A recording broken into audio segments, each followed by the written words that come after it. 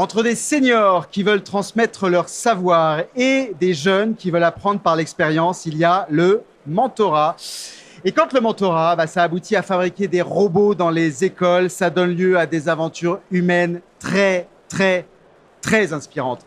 On vous raconte tout ça depuis le studio Lazare et Verial en plein cœur de Tech Fest 2026. Bienvenue au match imparfait de la rédaction. Le match imparfait de la rédaction pour parler de tous ces contraires, ces différences, ces oppositions sur le papier qui, dans les faits, oui, ça peut arriver, deviennent des moteurs, des modèles d'innovation. Le mentorat, justement, c'est ça, faire émerger du savoir-faire à partir des différences générationnelles, de l'approche travail, de la relation à l'autorité. Rien de mieux pour tout ça qu'un bain dans la réalité des faits, du contact, et rien de mieux que d'apprendre et de comprendre. Justement, on a un exercice tout trouvé pour l'organisation qui est ici et elle le pratique cet exercice depuis plusieurs années. Cette organisation, c'est Robotics First France, une association basée à Lyon qui promeut les sciences, les technologies auprès des jeunes à travers des compétitions de robotique collaborative. Finalement, créer l'étincelle pour innover et pour apprendre à répondre à des usages industriels. C'est pas la première fois qu'on les reçoit au plateau, mais cette fois-ci, on leur a demandé de venir avec des mentors pour illustrer l'importance du transfert de savoir-faire. Merci donc d'être avec nous à nouveau. Alice de Maliard, cofondatrice de Robotics First France. Merci d'être là, Alice. Bonjour Philippe, bonjour à tous. À vos côtés, Catherine Dalphon, responsable des partenariats chez Robotics First France. Bonjour. Salut Catherine. En face, on a deux mentors, des mentors de la société, une société qu'on aime bien ici et qui vous soutient d'ailleurs activement, Robotics First. Véronique Perraillon, responsable avocat chez achat, avocat, il y a un petit comme ça, un truc. Achat, donc responsable achat chez Verial. Merci d'être là, Véronique. Bonjour. Et Romain Vacher à vos côtés, responsable Bonjour. du support informatique chez Verial. Tiens, non, aussi. Alors, Alice de Maliard, Robotics First. On l'a dit, c'est une compétition, le First Tech Challenge, dont l'objectif est de développer des compétences en ingénierie, des projets, de la programmation, du travail d'équipe chez les jeunes de 12 à 18 ans. Ça a lieu chaque année. Et tiens, on est dans l'actu parce que la compétition 2026, elle a commencé il y a quelques semaines et la finale, elle est dans un peu plus d'un mois, c'est ça? La finale est le 21 mars, tout à fait. Bravo Philippe. On y est. Bon, c'est lancé, c'est bon, hein, tout le monde est... C'est lancé, c'est bon, on est tous prêts, les équipes s'enchaînent, s'entraînent, tout va bien. Alors Alice, on le rappelle, l'idée de départ de cette compétition, c'est de sensibiliser, on l'a dit par la pratique, les jeunes âgés de 12 à 18 ans au métier de la science et des technologies. Une fois qu'on a dit ça, qu'est-ce qu'on dit? Qu'est-ce qu'on dit? On dit que l'entreprise, enfin moi j'y crois fondamentalement, mon associé Stéphane Morin y croit fondamentalement aussi. L'entreprise c'est quoi? C'est un ensemble d'hommes et de femmes qui y travaillent. Et ces hommes et ces femmes, ils sont passionnés par leur métier, ils ont besoin de transmettre l'esprit d'entreprise, de transmettre leur métier, leurs compétences. C'est ça le mentorat avec Robotics First France. Donc on va lier un établissement scolaire, son territoire avec ses entreprises. Et effectivement là, on a un soutien de taille, Verial, qui a décidé de s'investir. On a les mentors, on a les projets, on a les jeunes dans l'établissement. On a tout ce qu'il faut pour aller loin. Ah, ça, il mouille le maillot, hein, je peux en témoigner. Robotics First, c'est une compétition entre des équipes issues de différents établissements d'enseignement qui ont pour mission de construire et de programmer donc des robots. Catherine Dalphon, le rôle des établissements d'enseignement dans ce cadre, il est de quelle nature? Alors, le rôle des établissements, il est tout à fait central dans le projet. Ce sont eux qui nous ouvrent les portes, ils nous donnent le temps, ils nous offrent un terrain d'expérimentation et ils acceptent d'accueillir chez eux des mentors, comme les mentors qu'on a ici d'Everial. Et donc, en fait, l'école devient un terrain d'expérimentation autour de ce projet de robotique. Ce qu'on peut dire, c'est qu'on travaille avec un triangle un peu magique, l'entreprise, l'école, les jeunes, et on porte plus loin, justement, toutes les perspectives qui sont possibles pour les jeunes. Alors justement, Catherine, on est là pour parler des matchs imparfaits. On dit souvent que le milieu entrepreneurial, le milieu de l'enseignement, ils ont du mal à se comprendre. Vous voulez démontrer, et ce qu'on comprend et de ce que vous parlez là, vous évoquez ce fameux triangle, vous voulez démontrer que ces deux milieux, au contraire, ils peuvent se parler, ils peuvent surtout avancer ensemble quand ils ont finalement un but commun. C'est ça, hein, l'idée? Exactement. Donc, ça fonctionne très bien. Et l'idée, c'est tout à fait d'avoir ce projet commun. Pour nous, le projet, c'est le robot, c'est la conception, la fabrication, la programmation du robot, c'est la compétition qu'on développe tous ensemble. Donc, ce robot devient finalement un vecteur de communication entre deux mondes qui n'ont pas forcément l'habitude de travailler ensemble, de communiquer. Et là, avec le mentorat, ça devient une clé qui fait que ces deux mondes ont un projet commun, un objectif et qu'ils s'apportent mutuellement. Alors, ce que vous démontrez, First, c'est que l'innovation, elle ne se limite pas non plus à la technologie, elle n'est aussi, c'est ce que vous évoquez à l'instant, Catherine, de la rencontre entre deux mondes qui ne se comprennent pas forcément au départ, mais on le voit donc entre l'entreprise et l'école, mais c'est aussi le cas entre l'expérience finalement et l'apprentissage. C'est le terrain de jeu du mentorat. Véronique Perraillon, je me tourne du côté des mentors. Vous avez décidé de devenir mentor pour Robotics First. Pourquoi ce choix? Qu'est-ce qui vous a décidé déjà? Alors, je pense que j'ai toujours voulu transmettre. Pardon. Je pense que j'ai toujours voulu transmettre, mais je n'avais pas trouvé en fait de lieu pour pouvoir donner cette transmission et de participer à un projet social. Et donc, quand la direction du groupe Everial est venue nous proposer cette action, je pense que j'ai trouvé un lieu où je pouvais transmettre mes compétences, mon univers, et puis le monde de l'entreprise aussi. Romain Vacher, vous aussi, vous avez décidé de devenir mentor. Cette expérience, elle vous apporte quoi à titre personnel? Tout d'abord, effectivement, je trouve que la robotique, c'est avant tout un prétexte, mais la vraie valeur ajoutée, c'est la rencontre entre des gens.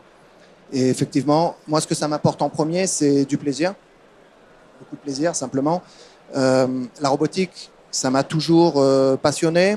J'ai pas fait le choix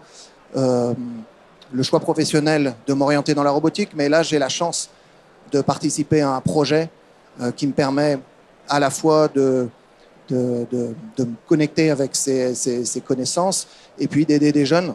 La deuxième partie, c'est faire progresser les jeunes, voir ce déclic quand on leur apprend des choses, leur donner envie. Et là, justement, on parle de déclic et vous parlez aussi des fois de... J'ai l'impression, quand je vous écoute, il y a aussi, on apprend un peu sur nous-mêmes, on apprend à se remettre un peu en question. Justement, est-ce qu'il y a eu vous l'avez vécu, un choc culturel, quelque chose qui était de l'ordre, effectivement, parfois d'une remise en question dans cette expérience-là, Véronique? Alors, moi, je pense que c'est surtout une rencontre qu'on a fait. Ouais. C'est pas un choc culturel, c'est vraiment une belle rencontre. Donc un enrichissement. Oui, on a mixé des cultures. On a mixé aussi bien des cultures, des compétences, des univers. On a appris à se connaître. Et surtout, je pense que les jeunes ont appris à grandir sur certains points, mais nous aussi, on a appris à discuter, proposer des choses différemment. Et c'est ça qui est aussi intéressant, parce que l'enrichissement, il est des deux parties. Il faut voir qu'on est, nous, dans un environnement pédagogique avec un programme. Un cadre. Un cadre. On a des jeunes qui ne sont pas toujours, entre guillemets, là par acceptation, il faut le dire aussi. Et en fait, on est là pour leur apporter, en leur disant que nous, on vient avec eux pour les aider, pour leur apporter un soutien. Et qu'on est là pour le prétexte, en fait, du robot, de la compétition. Et là, pour les amener à réussir un projet pour eux en premier. Et après, j'allais dire pour leur lycée, pour leur équipe. Donc, on mène en fait un esprit d'équipe et d'innovation. Je tiens à rappeler, ce sont quand même pour notre groupe Everial, c'est quand même une culture d'entreprise. Ah ouais, on a ça aussi en culture d'entreprise et jusqu'au point que des fois, le mentorat, en fait, arrive à regrouper ces cultures. Et donc, du coup, Everial devient en fait un mentor. C'est capital ce que vous dites parce qu'en fait, on parle souvent de l'enrichissement à titre personnel et vous l'avez très bien évoqué, mais on ne parle jamais peut-être de ce que ça impacte en termes de dynamique collective au sein de l'organisation. Et puis, vous venez très, très bien de le souligner, il y a un retour direct finalement que vous semblez indiquer. Catherine Dalphond, est-ce qu'il y a une préparation spéciale pour devenir mentor, pour mentorer? Il n'y a pas de préparation spéciale. Je pense que ce qui compte vraiment, c'est l'envie de transmettre.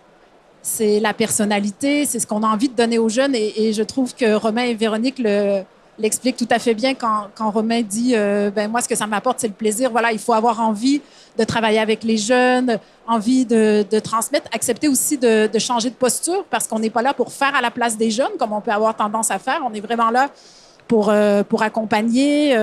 Les jeunes se trompent, on recommence, on expérimente. Certains mentors arrivent en se demandant s'ils sont légitimes. Et oui, nous, on leur dit, oui, vous êtes légitimes parce que ce qu'on veut, c'est pas des spécialistes forcément en sciences. Nous, on veut des mentors qui vont transmettre l'ADN de l'entreprise, de l'industrie, qui vont être capables d'amener les jeunes vers eux, en fait. Donc, c'est ce qu'on cherche. Donc, la préparation, on les accompagne, bien sûr, mais on n'a pas de formation pour devenir mentor. On est mentor, je dirais. Alice de Malière, une expérience de mentorat réussie, ça se mesure comment pour Robotic First? C'est un peu ce que disait Catherine, c'est justement quand l'entreprise, quand l'organisation s'incarne totalement dans le projet, dans la compétition. C'est déjà quand un mentor me dit « Waouh, ils sont top ces jeunes. J'ai confiance en eux, j'ai confiance dans la prochaine génération, ils m'ont épaté, ils m'ont ébloui. » C'est un mentor qui va chercher d'autres mentors au sein de son entreprise pour l'accompagner. C'est un mentor qui me dit « Bon, l'année prochaine, vous comptez sur moi. » Voilà, c'est ça un mentorat réussi. C'est le chef d'entreprise qui vient vous voir et qui vous dit bon, là, il faut passer à l'étape d'après parce que franchement, là, il faut envoyer plus. Vous n'avez pas plus d'école. Et puis moi, j'ai un copain qui est dirigeant, il va venir nous accompagner, ça va être top. Et voilà. Et c'est cette espérance, en fait. Je pense qu'on porte de l'espérance et quand l'espérance se voit dans les mentors, on a gagné le match. Romain, Véronique, comment vous mobilisez, vos compétences professionnelles pour mentorer? Est-ce que ça fait appel à certaines pratiques particulières, certaines approches? Alors, je dirais qu'il y a effectivement les compétences techniques complémentaires, chacun dans son domaine, qu'on peut leur apporter. Des compétences en organisation, gestion de projet. Et puis, nous, ça nous apporte beaucoup aussi. C'est vrai qu'on insiste sur ce qu'on apporte, mais il faut aussi pas oublier tout ce que ça peut nous apporter en termes de vulgarisation, parce que on s'adresse à un public qui est très large, qui est très varié. Donc, il faut arriver à faire passer les connaissances tout en s'adaptant au public. En plus, si je peux préciser, justement, nous, ça fait 2 ans maintenant qu'on est mentor. La première année nous a servi d'expérience et on va dire que notre deuxième année, on se peaufine. Mais on se peaufine auprès de notre équipe, mais aussi nous, on peaufine. Et il faut savoir qu'on a maintenant décidé d'emmener aussi d'autres membres de notre C'est ce que j'allais vous demander, vous devenez des ambassadeurs finalement de la cause là. En fait, on a amené des ambassadeurs de notre société dans notre équipe. En fait, on a voulu créer cette année un programme avec le corps enseignant et les élèves sur certains thèmes. Entre autres, on a demandé à notre responsable IA, intelligence artificielle, de venir expliquer aux élèves sur un temps d'une demi-heure qu'est-ce que c'était, comment on l'appréhendait. Parce qu'ils vont faire des métiers du robotique et ça prend l'intelligence artificielle. Notre responsable sécurité informatique aussi va intervenir. En fait, nos collaborateurs deviennent des ambassadeurs auprès de ces jeunes, auprès aussi des fois de l'éducation nationale, parce qu'on leur apporte aussi un autre éveil. Et je dois dire que c'est pour ça que je parle de mix de culture. On se partage mutuellement, on échange mutuellement. Tout le monde grandit. La preuve, nous, on voit des potentiels émerger lors de ces échanges. Ça se voit dans vos yeux, voilà. Xabri. Ça se voit, Merci. ça se voit, ça se voit. On a vraiment des potentiels. Ça, réussi, hein. Voilà, je vous remercie. Pensez à ça. Mais tout à fait. Et bref, je peux même dire que le mentorat, ça nous bouscule, mais ça bouscule et ça donne une belle énergie. Mais une belle énergie à tout le monde. Et c'est comme ça qu'on grandit, ce que vous êtes en train de nous dire, c'est exactement ça, c'est comme ça qu'on grandit. Alors justement, on évoquait un triangle magique là. Le triangle, on l'a pas forcément. On n'a pas tout le bord du triangle. On a les mentors, on n'a pas le milieu éducatif, mais on a les élèves, les étudiants. Tiens, ils peuvent venir avec nous. Tiens, on va les applaudir. Tu as nos 2 étudiants. Ils s'appellent Romain, Nicolas, c'est ça? Nicolas et Martin, pardon, c'est pas Romain, c'est Martin, voilà. Alors Martin, voilà, bah tiens, il a un robot. Alors on va sortir le robot. Attention là, hein, le robot, ils vont le faire fonctionner. Je dis attention à notre public en face parce que alors expliquez-nous. Prenez un micro s'il vous plaît. Qu'est-ce qu'il fait ce robot? Qu'est-ce qu'il fait? Attention là, il bouge là. Alors ce robot, il a tout d'abord un Intech qui attrape les balles. Oui. Donc sur le terrain. D'accord. Ensuite, ça va les faire glisser juste ici. Donc il lance les balles, c'est ça qu'on comprend. Exactement. Et donc, ensuite, ça va les faire glisser vers le shooter. Alors là, on va lancer les balles. Ça veut dire qu'on les lance en face, c'est ça? Oui. Ben, elle lance pas fort quand même. Non, pas fort. Bon, alors on y va. Alors attention, hein, rattrapez la balle. Hein. Il faut éviter les caméras sinon on va se faire fâcher. Hein. On y va, Nicolas. Qui veut le faire fonctionner? C'est Nicolas. Alors, c'est Nicolas. Alors, ça mouline. Je témoigne. Je vais prendre une balle dans la figure, je le sens. Il y a une autre balle, c'est ça qui attend. Hein, c'est ça quand je comprends. Il faut la pousser? Un peu? Il y en a 3. Bah, là, il n'y en a que 2. Hein. Alors, on y va. La balle. Attention. Ah, ça va, moi je pensais qu'elle allait... Bah là, on a baissé la puissance. Là. Ah, on a baissé la puissance, bah il fallait... On peut les applaudir, c'est le robot. Comment il s'appelle, ce petit robot? Il n'a pas de nom. Snoopy, bah, il vient de l'inventer, hein, Snoopy, hein, c'est ça. Il s'appelle Snoopy, c'est l'équipe Snoopy. C'est génial. Et vous avez fait partie vous êtes dans quel établissement? Parce que là, on parle de... À la fois micro, sinon on vous entendra pas. Ça, c'est Notre-Dame de Bellegarde. Notre-Dame de Bellegarde. L'équipe de Robolion, c'est la pionnière, en fait. La pionnière, voilà, justement. C'est celle qui nous a donné envie de se dire que c'était possible dans toute la France.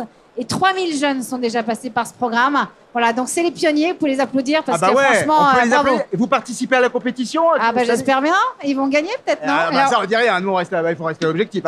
Neutre. Catherine, dernière petite question, s'il y a des professionnels qui sont intéressés à vous rejoindre dans l'aventure du mentorat, comment ils s'y prennent? Alors, ils viennent nous voir, tout simplement, et puis on va échanger avec eux, voir qu'est-ce qu'ils sont prêts à donner, comment on peut s'organiser. Et surtout, dernière chose, la compétition le 21 mars, c'est le meilleur moyen de voir si on a envie. C'est où? C'est à Lyon. C'est à Lyon ou à Lyon? C'est Fiducial Asteria, à côté du LDLC Arena. Voilà. Et voilà, ça vaut tous les discours. Vous venez voir les jeunes en action et allez, puis on peut travailler ensemble. Ça. Venez supporter. Allez, et puis on vous supporte. Allez, Snoopy, c'est ça, hein?